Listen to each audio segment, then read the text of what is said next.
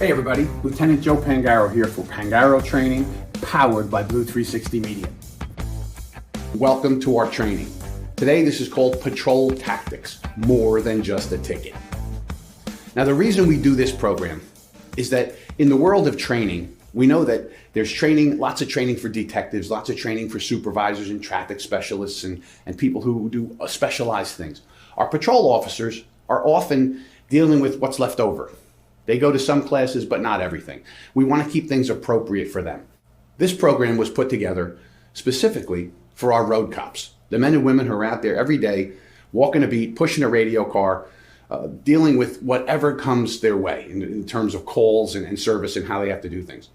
So we're going to break this down into blocks, right? Things that we need to understand that can help us do our job when we're out there in patrol. All right, so let's get started. One of the first things we're going to talk about is what is it we want our patrol officers to do? What do you need to do when you're out there on the job? We need to understand the signs of possible criminal activity. We want to recognize what it is that we're seeing when we see, is that a suspicious person? Or is that just somebody walking up the street? Is that a potential crime in progress? Or is that just people having a tailgate party? Whatever it is. We need to understand a little bit about how case law works its way into what we do every single day and how it affects us. And then we'll talk a little bit about street interview as we go along here, because you need to be able to talk to people. You know, patrol officers, our entire job is interacting with people, good, bad, and indifferent, right? Victims, witnesses, accused. We never know who we're going to be talking to, but the ability to talk to people properly is key. So we're going to cover some street interview tactics as well. Another important area of a tactical patrol, and I call it that for a reason, tactical. We do things for a purpose when we're out there. Now, we do have a lot of time to just do general patrol.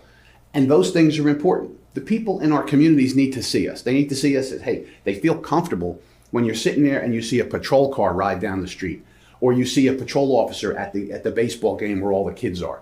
Because then we feel like there's a police presence there. There's safety and security. That's what you are. You're safety and security for people. They feel good when they see you. So what we want to do is we want to understand is if we see something, or we do something, or we take some kind of an action, whether it's an action we're called to or an action we decide to initiate ourselves, we have to be able to document that properly. So we're going to talk a little bit about tactical reports and how to do them well. We're also going to talk about using your in-car video, the MVRs, or the body cams, which are now very popular and mandatory in most states. We're going to talk a little bit about developing informants. You know, most of the best informants on these gigantic cases that you see come from patrol officers who are out there in the street doing their job every single day. They ask the right questions, they use street interview tactics, and they flip people into providing information that is often turned over to other agencies or other parts of our own agency, detective bureaus or whatever, that then they act on it. But those tips normally come from our patrol officers. So we'll talk about flipping some people and what we can do there and how we can do it. And then finally, we're going to talk about courtroom presentation. Many years ago when I started doing this job, when you wrote tickets, you got your experience being in front of a judge, testifying, having a lawyer come at you and ask you questions. We did that in our municipal courts, our local courts, on traffic cases. Well, not a lot of places do that anymore. I see more and more of a trend of make a deal, make a deal, make a deal. And the officers don't have to testify for lots of reasons. Could be an overtime issue, could be whatever, but our officers aren't getting the experience they need in court. When you end up at something very serious, when you go to a district court, a superior court, or a federal court, now you're going to have the judge, you might have a jury, you might have the press, people observing you, and it's a very serious crime. You want to make sure you go in there and do the best possible job you can as a witness, as an investigator, so you testify properly. So we'll cover all that kind of information too. So let's get started. Our first block here, and I think it's important to start here because we have to understand concepts and we have to have a foundation for what we're doing. So we all go to the police academy and they teach us, how to drive the car. They teach us about some law. We go over the law. We learn about drugs. We learn about maybe de-escalating people, whatever it is that we're learning. It's basic stuff in the police academy.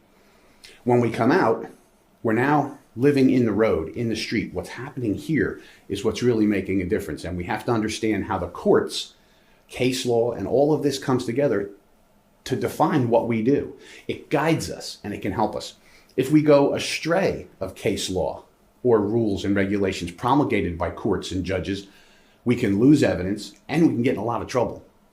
But the most important thing, and this is important for us all to remember, law enforcement officers, most of us are type A kind of personalities. We believe in right and wrong. We want to do good. We want to protect people and lock up bad guys and bad girls to protect our communities. We can't get caught up in that so much that we forget. We also have to respect the rights of every single person in our community, everyone we come across. We are there as protectors of the Constitution to make sure that people are afforded their rights. We are the authority, right? They give you the authority, the gun, the badge, and the car, and they tell you to go out and do this stuff. But part of our job, a main part of our job, is to make sure we respect the rights of those we are policing.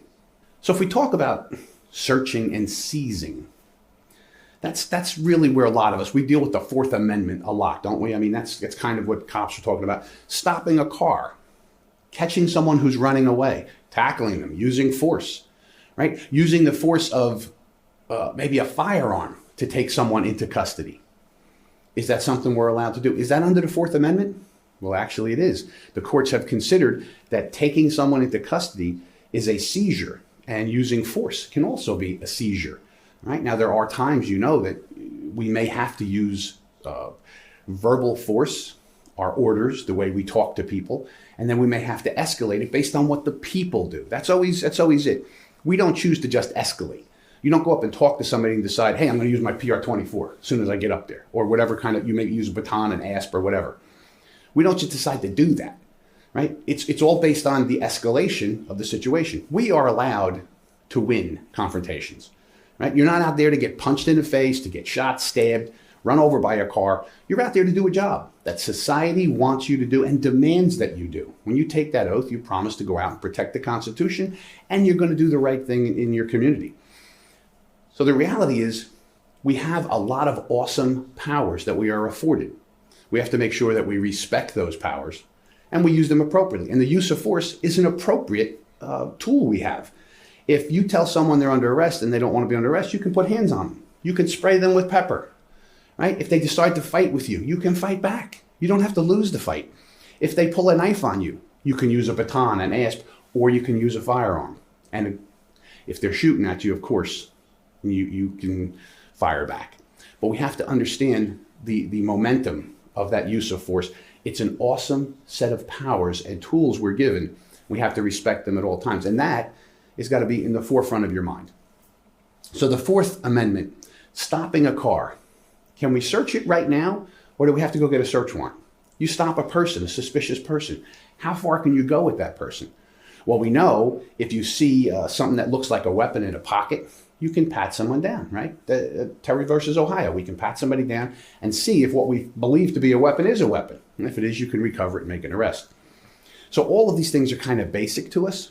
But what I want to talk about, what I want to go forward with searching and seizing, is for you to understand what the courts think is important, right? The courts have made lots and lots of rulings. And this is where I'm going to tell you, if you don't stay up on case law, you're missing an opportunity to do your job better. So the way we're going to do that, now, officers across the country, you have to follow your local rules, your county rules, your state rules, and federal rules, right? We all have different kinds of rules, depends on where we are in the country. Most of them are the same in most places. They might be worded differently, they might be called different things, but we have to remember our local and state and federal rules that we operate under. So you need to understand the case law in your state. Your state Supreme Court has probably come up with lots and lots of different rules about stopping cars, arresting people, using force, searching people. You need to go and make sure you are completely schooled on your state's rules and regulations. Another thing we need to understand, a concept, is exigent circumstance. What is exigent circumstance? We hear it all the time. Why'd you search that car? Why'd you do it? It was exigent circumstance, right? What is that actually in practicality? Exigent circumstance means an emergency. This was an emergency situation. You had an exigent circumstance, an emergency situation where you took some action. So you can search cars under certain exigent circumstances. You could search people, you can do all kinds of things. It has to meet court approval, court muster, and that's why the case law is so important for you to pay attention to and make sure you go and learn your case law. Now, exigent circumstances. cannot be manufactured by the police, right? We can't say it's an emergency situation and therefore take action. It has to actually be an emergency situation. So that's why we got to talk about that a little bit as we go forward. Car stops that are pre-planned as opposed to they just happen generically. You see something, you make a stop, now you go forward.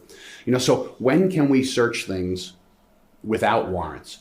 Well, the courts have been clear, the federal court and most of our state courts are all on board here, is that other than exigent circumstances, absent exigent circumstances, you always need a warrant to search a person, place, or thing and to seize things. That comes to us from our freedoms, right? Back in the day, and this is what I'm talking about, at the founding of our country, the king was in charge.